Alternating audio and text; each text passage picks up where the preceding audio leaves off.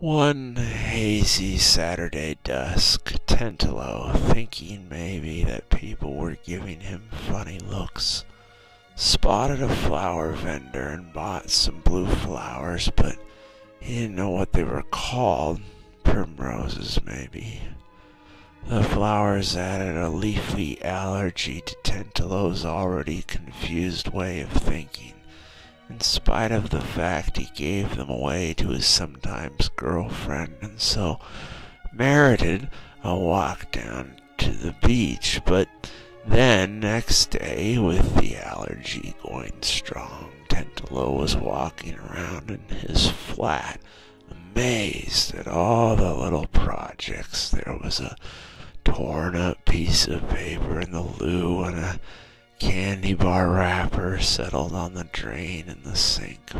Both worried Tentelow as sources of fire, since he touched fire earlier when lighting a lighter. He'd brought out 2 bowls from the cupboard because he'd thought how he touched the garbage and then touched the bowls, and how that would give the bowls germs. There was a towel on the floor because Tentelow worried the washing machine would overflow while he was doing laundry. Tentelow wished for the serenity of the mind that he'd seen, evidenced by moorhens. Moorhens did all right. They even were often hanging about all on their own. Tentelow had noticed, to have their serenity of mind. Seeking serenity of mind, he left the house and wandered in a park, but all Tentelow could think of was how perhaps there were hypodermic needles left behind by diseased heroin addicts underneath all the beds of leaves.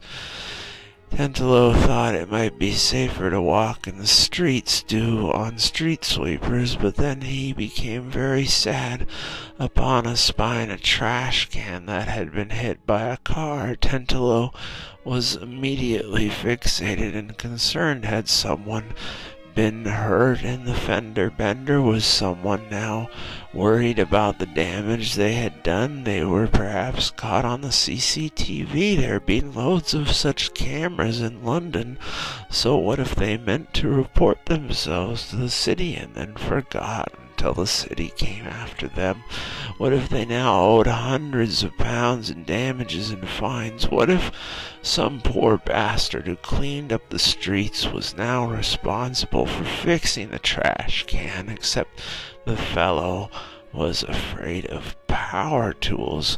Tentelow had been afraid of power tools in his teenage years when he'd undergone the stress of woodworking class and all the bullies therein who had fashioned baseball bats and then hit Tentelow's elbows with them.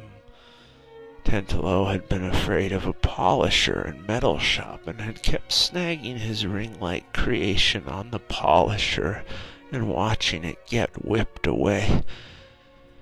Tentelow thought himself so unforgivably dreamy, but instead of staying busy trying to get his thoughts in order on the real world, then he'd switch over to thinking how nice it would be to live in some other way, in some small, strange, clean town, in some tiny fiction, and sit thinking in the small, strange, clean town, so unlike the filthy city.